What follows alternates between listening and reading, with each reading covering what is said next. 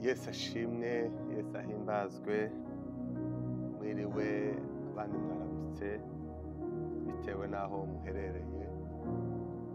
Twongeye kandi kubaha ikaze kubana natwe kugira ngo tubashe gusangira ijambo ry'Imana, tubashe gusangira ibyanditswe, ijambo ry'Imana umwuka yampaye kugira ngo dusangire namwe. Rero tubahaye ikaze inshuti mwebwe mwese, Imana ibaha umugisha ubwo tuza gusangira ibyanditswe. Imana ibafashe kandi Imana ikugire neza kugira ngo ubashe kumva, kandi Imana ikugire neza ubwo uri bwumve ibyanditswe. Reka dusenge, dusabe Imana kugira ngo ibashe kudufasha kugira ngo tubashe kumva, kubera ko byose tubihabwa n'umwuka w'Imana. Mana Data, Mana imbaraga n'ubushobozi, uyu mwanya mwiza, umwanya udasanzwe, umwanya w'imbaraga, wa mwanya wo kuganira ijambo ryawe, wa mwanya wo gusangira icyo wavuze ijambo ryawe. Mana ndagusabye ngo umwuka wawe wera abane natwe, abantu bose bari budukurikire, abantu bose bari bumva ijambo ryawe, ntibaryumve nk'iryacu ahubwo baryumve nk'iryawe. Bagirire neza kandi umwuka wera abumvisha ukuri kw'ijambo ryawe, kandi buri wese ahari, buri wese Mana umufashiriza ahari kandi umubere igisubizo. Ni mu izina rya Yesu tubisabye kandi tubishimiye, amen. Amazina nitwa Nkomezi. Rero dushimiye kubana namwe kugira ngo dusangire ijambo ry'Imana. Ijambo ry'Imana nibwo buzima, ijambo ry'Imana nizo mbaraga z'abizera, ijambo ry'Imana ridusubizamo imbaraga, ijambo ry'Imana niwo mwuka, ijambo ry'Imana nibwo bugingo. Imana isa n'ijambo ryayo.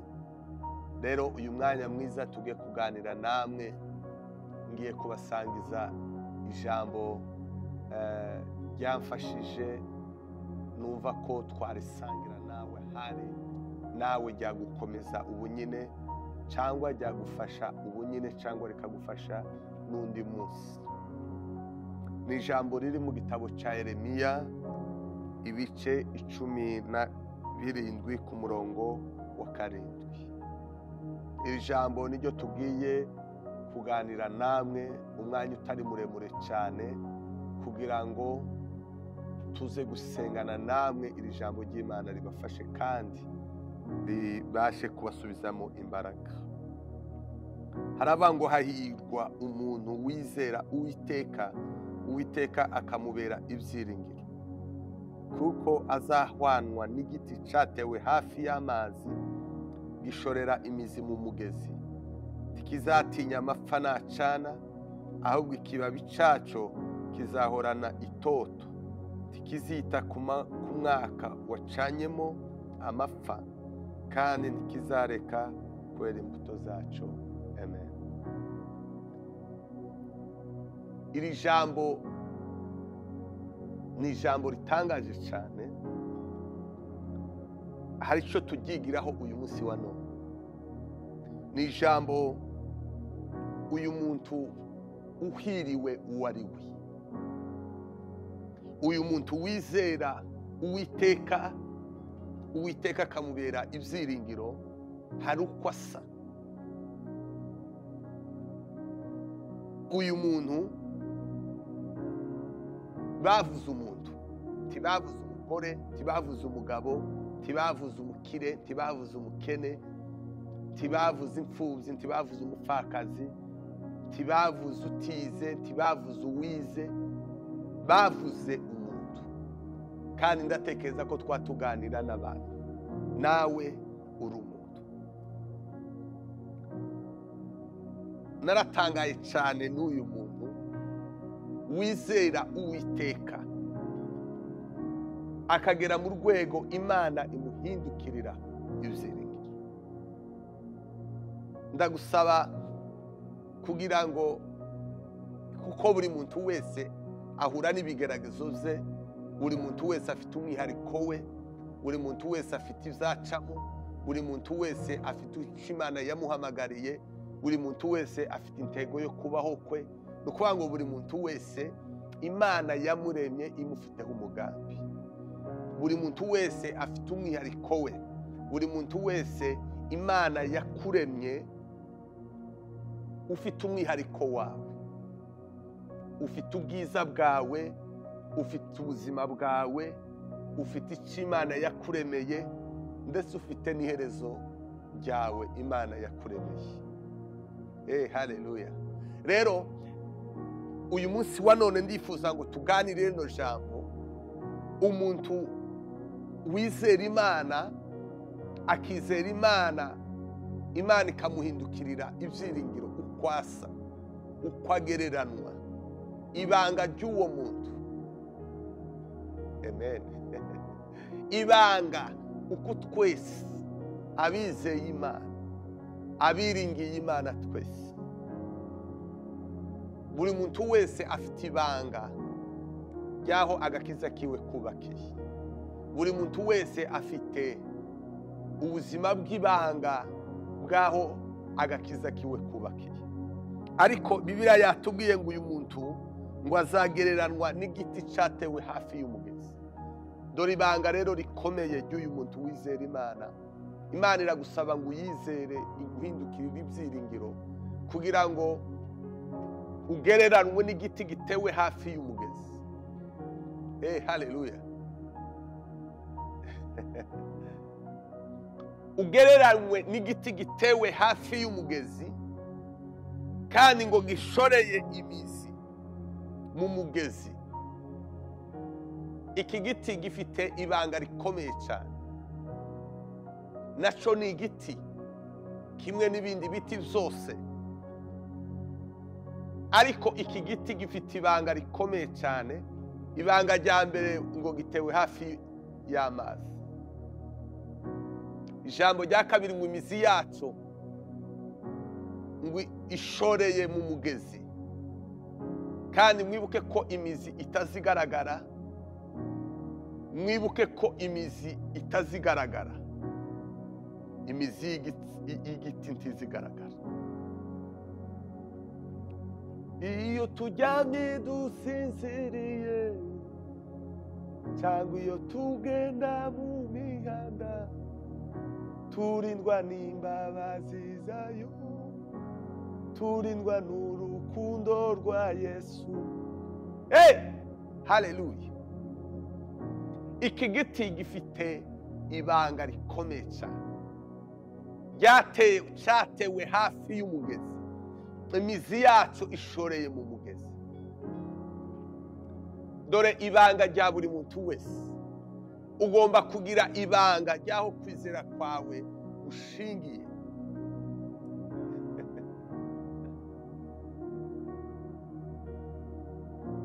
Ugomba kugira ibanga, ubuzima bwawe bwo kwizera Yesu. Twese duje intambara, twese duje ibigeragezo, twese duhuje umwami Yesu, twese dufite Imana imwe, twese dufite umwami umwe. Ni ukuvuga ngo abizeye Imana, kindaganira n'abizeye Yesu, kindaganira n'abategereje umwami Yesu, ndaganira n'abategereje kuza k'umwami Yesu, ndaganira n'abakunzi b'Imana Isiraheli, ndaganira n'abizeye umwami Yesu Kristo w'i Nazareti, kugira ngo uyu munsi wa none utinde ku buzima bw'ibanga ryawe ryaho kwizera kwawe gushingiye. Haleluya. Iki giti rero ngo cyatewe hafi y'umugezi, ngo kandi gishoreye imizi yacu ku mugezi. Mwumva ikintu gikomeye, ngo ntikizatinya amapfa nacyo. Dore imbaraga zo gutegwa hafi y'umugezi, ngo kino giti ntikizagitinya. Iki giti ntabwo kizagitinya igihe cy'amapfa. Uyu muntu rero wizeye Imana, Imana ikamuhindukirira ibyiringiro, ntagira ubwoba mu buzima bwe. Haleluya.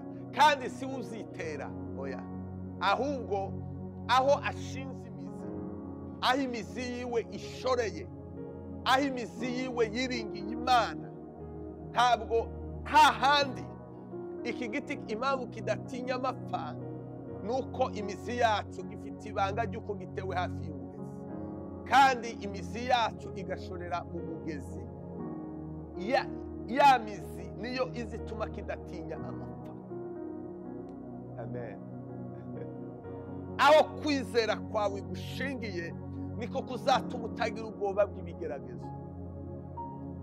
Aho kwizera kwawe gushingiye, nicyo gituma ndabasaba ngo ahandi hose kwizera kwawe gushingiye ugukureyo, wizere Imana, Imana iguhindukirire ibyiringiro. Kwizera kwawe gushingire ku zanditswe, kwizera kwawe gushingire mu Mana, kwizera kwawe gushingire mu zanditswe, kwizera kwawe, kuko biratubwira ngo kwizera kuzanwa no kumva ijambo ry'Imana. Mureke kwizera kwacu tukubake mu Mana, twizere Imana, Imana iduhindukirire kwizera, iduhindukirire ibyiringiro. Haleluya. Ntakizabuza amapfa kutugeraho, ntakizabuza ibigeragezo kutuzaho, ntakizabuza iki kuba, ntakizabuza umuyaga kuza. Ibintu byinshi iki giti kizagihura navyo ni byinshi cyane, ariko ntikizakitinya, ntikizakigira ubwoba, kubera kuko gishingiye, bifite ibanga rikomeye cyane. Haleluya.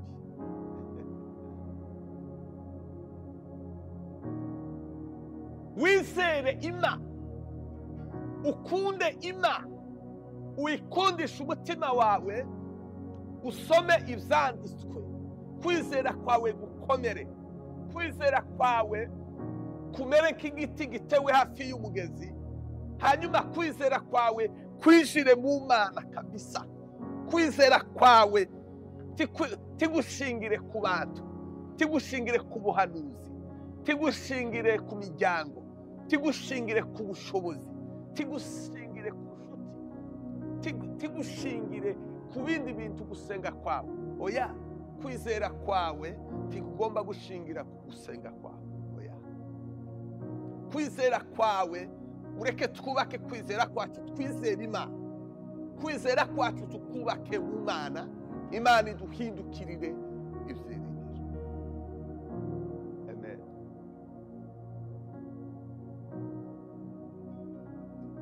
Ngo ntabwo kizatinya amapfa nacyana.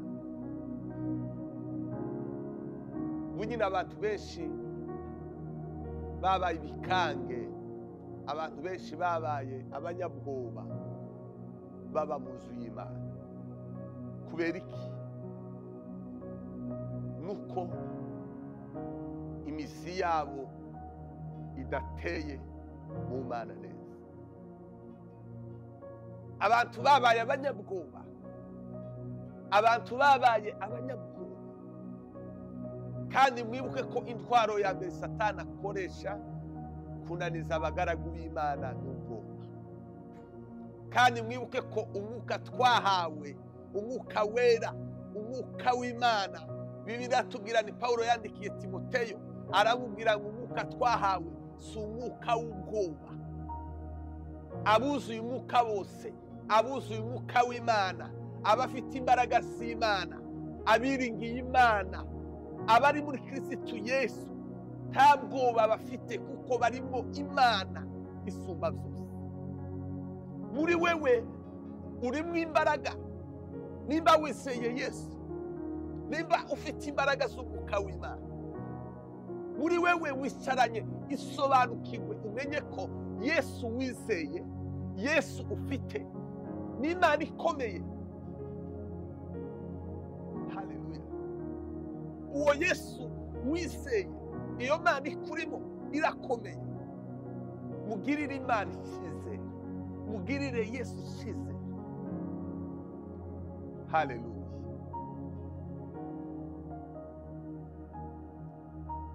Haleluya.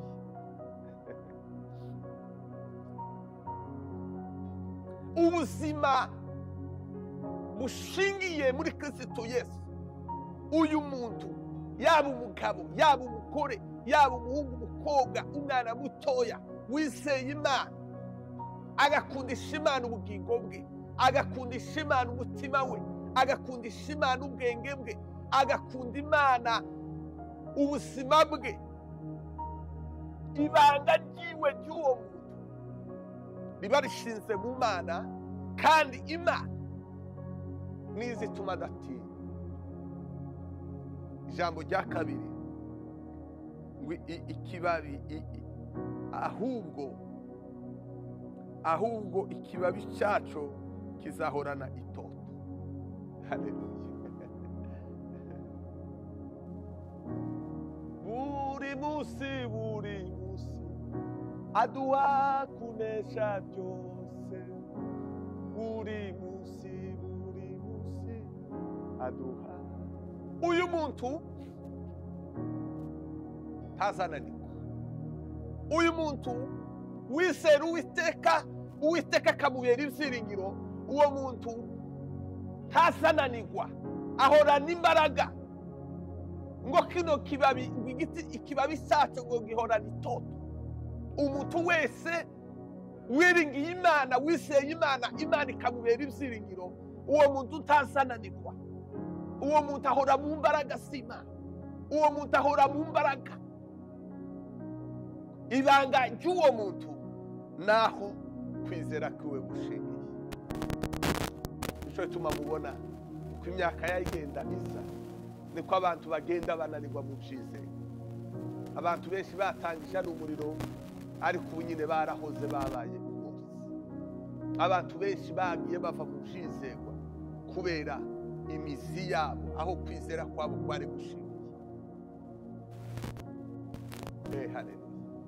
Ariko abategereza Uwiteka, ariko ababa imbere y'Imana, ariko abafashe kwizera kwabo bagushinga mu Mana, bagushinga mu byanditswe, abo bantu ntibazabananirwa, abo bantu bahorana itoto, abo bantu bahorana mu mbaraga, abo bahorana mu mbaraga. Haleluya. Abo ntibazabatinya, abo bahorana itoto, bahora mu mbaraga, ntibazabatinya iyo amapfa acanye, iyo ibigaragazo bije, iyo intambara zihuye, kandi ntakiza kibuza umuyaga guhuha igiti.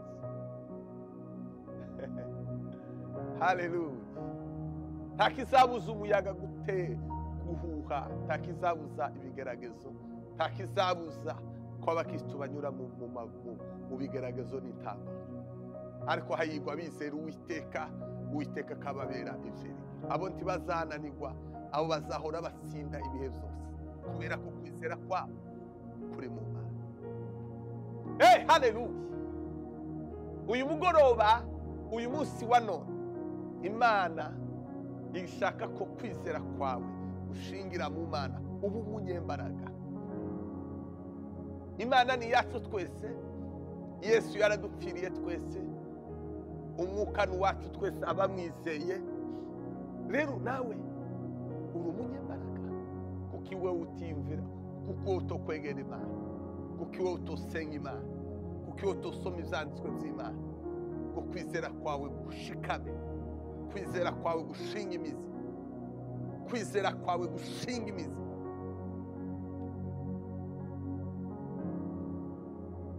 Haleluya. Hari akaririmbo kamfashe cyane, tukaririmbe nubwo ari nje nyine wanyuma uzi kuririmba, ariko tukaririmbe gatoya cyane. Haleluya. Umana nanje kuko umunsi ukuze, dore burije mwami ndagushaka, niburaba bose bukufasha, tugumane mwami tugumane.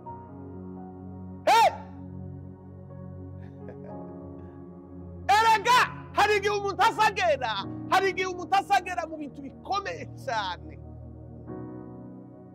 hari igihe umuntu azahura n'ibintu bikaze, ariko ibanga twese abizeye Yesu, twese abategereje kuza kwa Yesu, tuza tunyura mu bintu bikomeye cyane, ariko ibanga dutandukaniyeho twese naho kwizera gushingiye. Naho kwizera gushingiye. Ibanga ugomba kugira ubuzima bw'ibanga. Nubwo mu buzima busanzwe wogaragara nk'umuntu udafashe, nubwo mu buzima busanzwe wogaragara nk'umukene, wogaragara nk'umuntu utagira icyuzi, ariko mu isi yo mu mwuka tiyakagira umuntu uzokurusha mu isi yo mu mwuka. Erega Imana ni data wa twese. Muri Yesaya reka tubasome, ari naho turangiriza kugira ngo tuze gusenga Imana. Yesaya ya 40, Yesaya ya 40 ku murongo wa 29.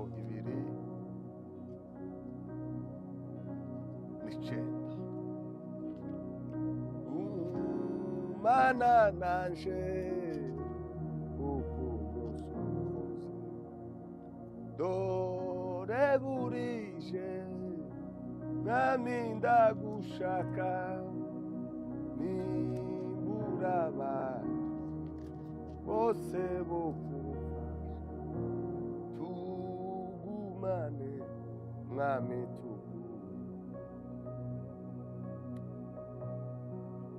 Yesaya ya 40 duhere ku murongo wa 30. Haravuga ngo abasore b'imigenda bazacogora baruhe, n'abasore bazagwa rwose, ariko abategereza Uwiteka bazasubizwamo intege nshya, bazatumbagira mu kirere, bazagurukisha amababa nk'ibisiga, baziruka be kunanirwa, bazagenda be gucogora. Abategereza ababa mu buzima bwo gutegereza Uwiteka.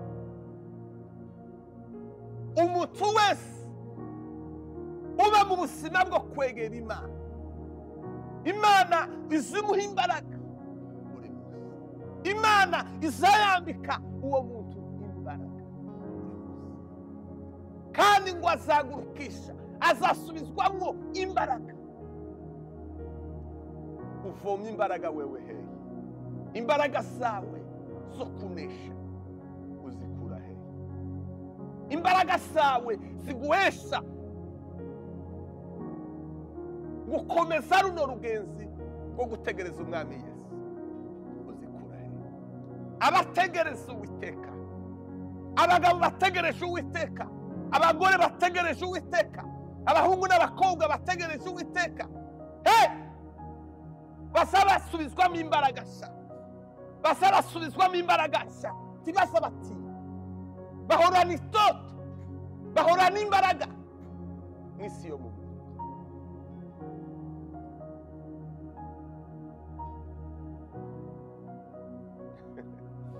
Ngo bazatumbagira mu kirere, ngo bazagurukisha amababa nk'igisiga. Izo ni imbaraga Imana iziha abamutegereje. Abo nibo Imana iziha imbaraga. Nawe egera Imana iguha imbaraga zo gutegereza Yesu. Zana imbaraga zawe uje uduhembure, turakurindiriye amasaha. Abategereza Imana, ababa imbere y'Uwiteka Imana, abagabo basenga Imana, abagore basenga Imana, umuntu uwo ari we wese, nawe va mu juru usenga Imana. Egera Imana usenge, egera Imana usenge. Imana ngo izisubizamo, izibaha imbaraga nshya zo gutegereza Yesu. Yesu karaza kindaganira n'abakunzi ba Yesu n'abamutegereje kuza kuri. Imbaraga ziguha gutegereza Yesu uzikura hehe? Aba bantu ngo bazagurukisha amababa, bazahabwa imbaraga nshya mu isi yo mu mwuka. hari imbaraga Imana iziha abamwizera, hari imbaraga nshya Imana iziha abamutegereza, hari imbaraga nshya Imana izigenda azaduha imbaraga buri munsi, kandi iziziha abamutegereje, iziziha abari imbere y'Imana, abagabo n'abagore, abahungu n'abakobwa bategereje Yesu buri munsi azabaha imbaraga, azabaha imbaraga, kandi kibazacogora. Abantu barimo baragenda bananirwa umugenda, abantu barimo baragenda baruha, bagenda bapfa mu byizerwa umunsi ku munsi. Haleluya. Ariko uyu mugoroba mwiza, reka dusengane nawe, reka gusabire kugira ngo ugereranwe n'iki giti gitewe hafi y'umugezi, gihorana itoto, kidatinya amapfa, ngo ahubwo ngo gihora cyera imbuto, gihora cyera imbuto, gihora cyera imbuto, gihora gikiranukira Imana. Imana iragukeneye ngo uhabwe imbaraga zikora, uhorana itoto, uhorana imbaraga z'umwuka wawe, imbaraga zituma uba umugabo ukomeye mu isi y'umuntu, imbaraga zituma uba umugore ukomeye mu isi y'umuntu, imbaraga zituma uba umuhungu, uba umukobwa wuzuye imbaraga.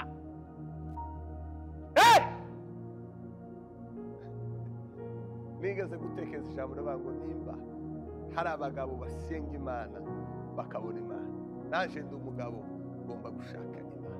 Nimba hari abagore bashaka Imana bakayibona, nawe uri umugore senga uzabona Imana. Nimba hari abasore basenga Imana bakayibona, nawe uri umusore senga.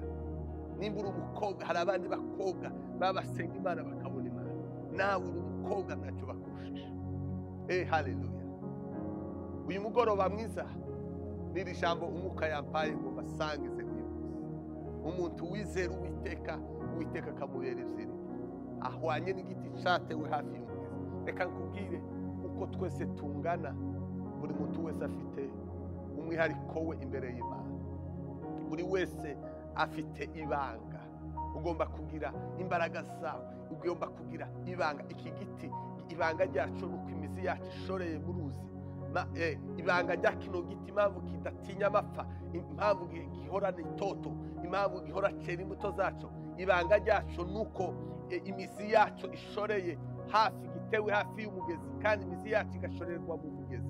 Reka nawe usenge wizera Imana, wiringira Imana, imizi yawe uyishorere muri Kristo Yesu. Imizi yawe, kwizera kwawe uyishoreye muri Kristo Yesu, ntabwo uzacogora, ntabwo uzatinya. Ntabuzuye umwuka w'Imana baza batinya Satani, ntabuzuye umwuka w'Imana baza batinya ibigeragezo. Igituma abantu bananirwa, igituma abantu babaye ibikange, igituma abantu babaye batsindwa umugenda, nuko abantu batafite ibanga, nuko batiringiye Imana, nuko kwizera kwabo kudafashe, nuko kwizera kwabo kushegashega, nuko kwizera kwabo kudahamye. Ariko nimba ukeneye guhora uri umunyembaraga, nimba ukeneye guhora itoto mu buzima bwawe bw'agakiza, egera Imana, usenga Imana, wizera Imana, Imana iguhindukirire ibyiza. Reka dufatikanye nawe gusenga uyu mugoroba, uyu mwanya mutoya. Imana ikugire neza, nta kizabuza ibigeragezo kuza, nta kizabuza umuyaga gutemba, nta kizabuza imivu kuza, nta kizabuza umuyaga gutemba, nta kizabuza imvura kugwa. Ariko ibanga, wowe ugomba kugira ibanga ry'uburyo wizeremo Imana. Kwizera kwawe gushingiye kuki? Mureke kwizera kwacu gushingire mu Mana, kwizera kwacu gushingire muri Kristo Yesu, abategereje kuza ku Mwami Yesu. Imana ibaha umugisha, Imana ibagire neza. Abaza kugira ibibazo baze kubaza muri comment, kugira ngo tuzakomeze dusengane namwe kandi tuganire namwe ijambo. Ariko umenye neza yuko uri uw'agaciro, Imana ikurimo n'inyembaraga. Yesu wizeye ntazatsindwa, Yesu wizeye yatsinze urupfu na kuzimu. Mana ikora ibitangaza, Mana y'imbaraga n'ubushobozi. Ndasengera bene data bose babanye natwe mu kumva ibyanditswe no kumva ijambo ryawe Mana. Ndabasabiye kugira ngo Mana bakwizere, nawe ubahindukire ibyiringiro Mana. Haleluya. Ndabasabira imbaraga z'umwuka wera, ndabasabira kunesha, ndabasabira Mana Data imbaraga, basubizwemo imbaraga nshya. Abatentebukiwe, abananiwe, abageze igihe cyo kunanirwa, ibasubizwemo imbaraga nshya. Abananishwe n'ibigeragezo, abananishwe n'intambara zikomeye, abananishwe n'Imana, ababaswe n'ibyaha, ababaswe mwami Imana n'irari rikomeye cyane. Uyu mugoroba Mana ubatabare, ubagire neza, ubahindure bami ku bwiza bwawe, bamenye icyo wabaremeye, bamenye ko ari abanyembaraga. Waravuze ngo Gideyoni genda uko imbaraga zawe zingana. Ndasabira buri wese Mana ahaguruke n'imbaraga ziwe, abagutegereje ubambike imbaraga nshya, abagutegereje ababa imbere yawe basenga uzubasubizwamo imbaraga nshya.